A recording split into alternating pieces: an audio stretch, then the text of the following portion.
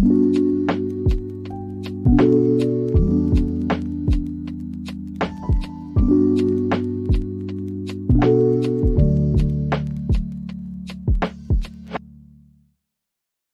contents on this channel are for learning, insight, and introspection. Hey, mindful people, you have made your way back to Mind Your Mind with Just Justified. So, you saw the title, you saw the thumbnail. We are talking about being a slave to the rhythm. Now, we are going to start with this first clip right here. You probably came across it, but I thought it was significant to add to this video today. Singers, when they sing songs, it's like a mantra. When you repeat a chorus over and over and over. So when a kid hears a song and he starts singing that chorus over and over and over, then you start to hear it in the alpha state into the subconscious mind. So you start to become the song or become what you're saying. So here we have who many people call the king of pop, Michael Jackson, talking about singing songs over and over like a mantra. Then it enters the subconscious mind, becoming what is being said. So yet we have a society taking music lightly, not understanding how powerful it truly is. And take, for instance, the songs we know from commercials. A lot of the times when we hear these commercial songs, we're not actively listening, learning, sitting down and learning those songs. But guess what happens? A commercial come on, we're singing the songs. So it kind of penetrates our subconscious without even getting our permission. It goes into our subconscious. So the question is, should we take our music intake more seriously? So knowing that it has such a powerful effect. So let's look at this rice experiment. I came across this a long time ago, as well as an old video, so it may look a little choppy, but I thought it was something significant to add to this. So in this rice experiment, it shows the effects to the rice when different frequencies are being played. So let's check this out. It may be a little bit loud for some, so if you want, turn down your volume, but I thought it was a significant add. Just look at the patterns with the different frequencies and when they change the pitch of what patterns occur.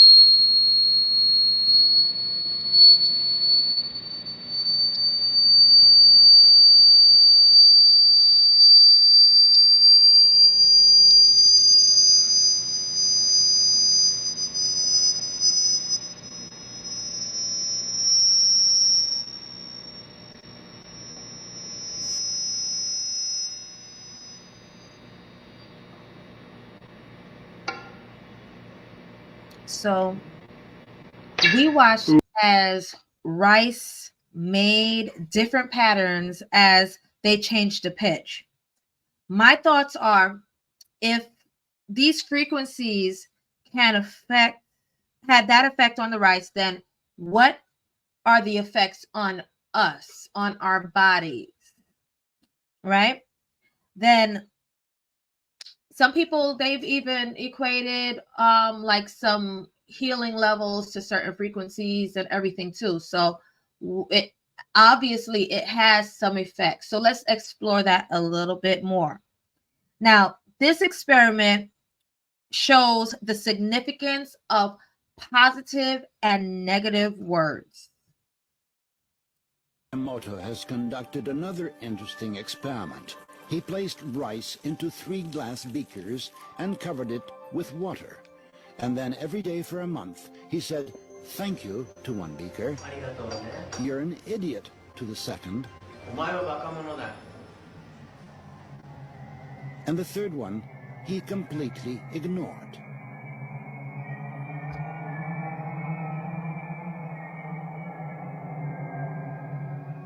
After 1 month, the rice that had been thanked began to ferment, giving off a strong, pleasant aroma. The rice in the second beaker turned black, and the rice that was ignored began to rot. So this somewhat gives like a different view to that saying that we always used to say growing up, like words will never hurt me. You know, obviously that experiment alone shows that there are effects with our words. Like, you know, they've even said, even like with plants, when you talk, sing around plants, it helps the growth of the plants. So it shows the importance of positive and negative words as well. So I can speak to those people who think words to songs basically are not that serious, much less those who play these songs around their children, giving that they, you know, that excuse that they're too young to understand what they're saying in the song. No, you got to understand that even just certain words being repeated, being said, being like it's an effect on people. And music has a lasting effect on our subconscious. So when we talk about music having a lasting effect on our subconscious, I have these patients who have either dementia or Alzheimer's, right? So let's check out that lasting effect that music can have.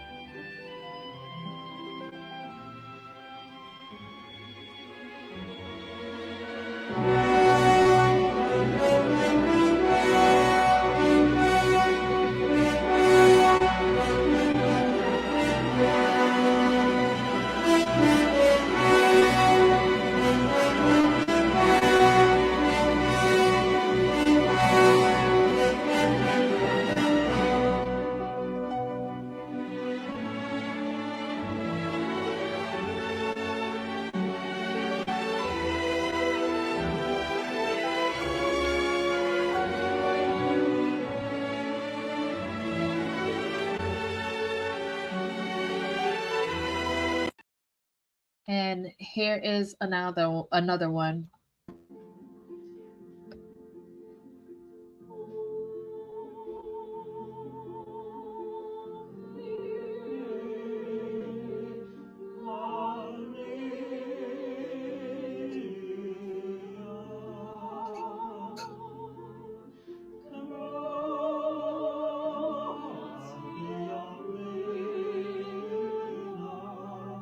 He has such a beautiful tenor.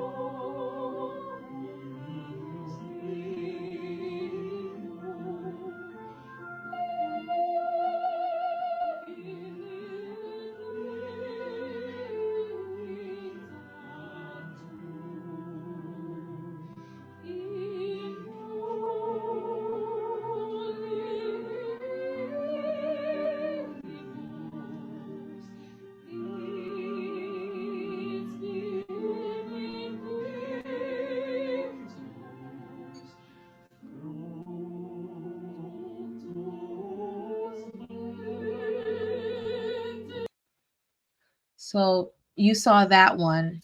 Beautiful tenor. He remembered it as she was singing it. It cued something in him. Even though his memories are gone, the music is still there. So let's look at this last one. Inert, maybe depressed, unresponsive, and almost unalive. Henry, Yeah, Henry, yes, sir. I found your music. You want your music now? Okay. Let's try your music, okay? Then he is given an iPod containing, we know, his favorite music. And immediately he lights up. I'm gonna give it back to you. The effect of this doesn't stop. Henry, normally mute and virtually unable to answer the simplest yes or no questions, is quite voluble. Henry, Yeah, do you like music? yeah, I'm crazy about music. You play beautiful music, beautiful sound. Did you like music when you were young? Yes, yes, I went to big dances and things. What was your favorite music when you were young? Well, I guess, well, Cab Calloway was my number one band guy. I like What's your favorite Cab Calloway song? Oh, I'll be home there for Christmas. Oh, you can count and plan on me with plenty of snow, mistletoe, present wrapped around your tree. Ow! So in some sense, Henry is restored to himself. He has remembered who he is, and he's reacquired his identity for a while through the power of music. So there you have it. It's astounding how they came alive when they heard familiar music. Then to go further into this music rabbit hole, there is something to also be aware of, and it's called backmasking, which is a whole other concern to your subconscious. So let's check this out. Backwards. I've actually taken the exact piece of tape that you just heard it off of, and I've reverse thread the machine, and I'm going to play that exact piece of tape backwards now. Okay, just Prove to that you've not doctored I have it in not any way. doctored it in any way. Go ahead and start.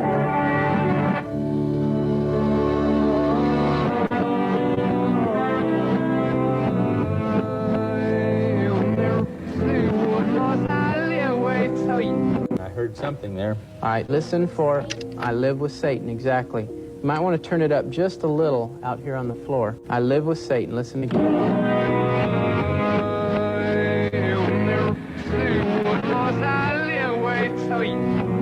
And then you'll hear there's power in Satan. Let's just go on.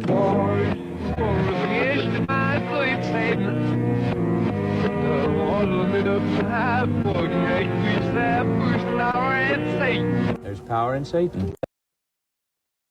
So what do you think? Did you ever hear about backmasking? I heard about backmasking when I was very young.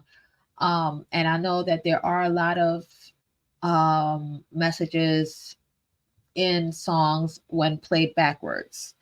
So half of the songs that we are listening to are not even appropriate when sung forward. So imagine now even the fact of even when it's played backwards, when it's reversed as well. So this next video is a message for those Christian believers who listen to for the Christian believers on the topic of music. So let's just check it out. careful what music you listen to, because if music can get rid of a demon, it can attract one. And most of the music out here now attracts demons. Then you wonder why your lifestyle, you grooving and bumping in the car, but when you get out, you can't really figure out why your life is standing still. Sometimes it's the music that you're listening to, because whoever you listen to, what's on them attaches itself to you. Rick Joyner said he was in a vision. The Lord told him, he said, in the last days, he said, the enemy will bring up singers and other musicians. He said, and they will baptize millions of people into the demonic in one moment. Whoever you accept, you get what's on them. I reject a whole lot of stuff. So I reject stuff in the world. Unfortunately, I reject a lot of stuff in what we call church. You know, not all gospel music is gospel. So for those who are not believers, they may not think this message was for you. Okay, if you don't think it's for you. But I started this video off with a lot more of the scientific occurrences when it comes to the effects of music, sound, and all. So I go back to my first question. Should we take our music intake more seriously? Or are we complacent with being slaves to the rhythm and whatever agenda may be attached to it? Let's think about it. With a lot of the stuff, like a lot of people become defensive when it comes to music because it has so many, like it has an attachment to a lot of us. So we become defensive. But let's really think about it. Let's really think about messages. Let's really think about, like, themes, agendas, the effect that it had on us that we didn't even think about before. That we did notice that it affected us even to that degree. So again, should we take our music intake more seriously? So in this mindful moment, it's a video. Let's do our mindful moment intro.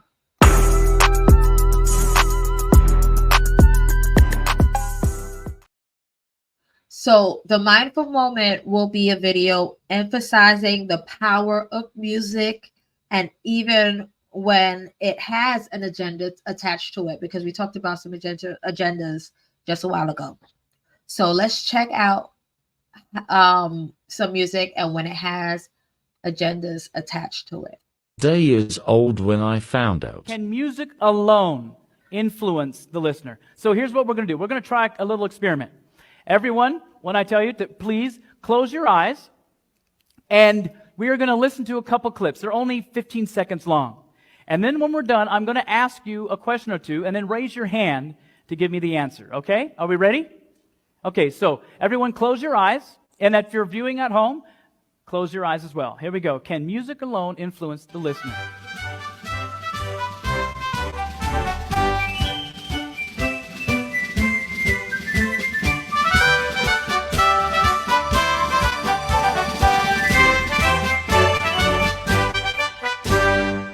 All right, so how did that make you feel? Someone raise their hands and tell me, how did that make you feel? What did that make you think of? Yes. Happiness, okay, great. Yes. Disneyland, okay. Patriotic, okay. Yes? Oh, of like a horse or something, okay. So how did I know to put this on the screen before I knew what you were going to say? I knew you would say that you were happy, patriotic. Some people have said colonial, that type of thing. Because the music itself has a motive, and we experience music in the context of our living. And so for Americans, that would seem very patriotic. I played this sample over in Sweden, and they go, I don't know how it makes me feel. Because that to them is not a patriotic American-sounding type piece of music. Very interesting. All right, close our eyes.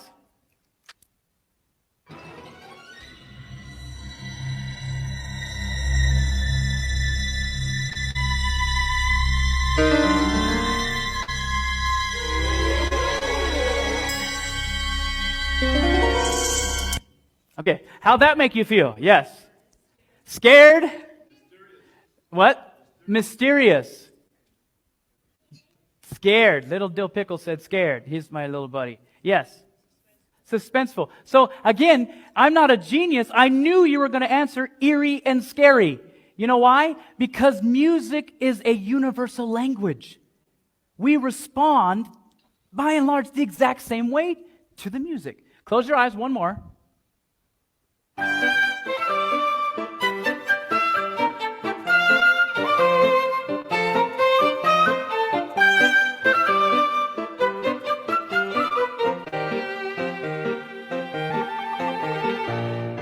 Okay, so yes. Oh, hands shot right up row. Yes, yes, man. Happy. Playful. Anybody else? Yes. Energetic. So how did I know that? Because it is a universal language, and we respond to music in the same way. So something to think about.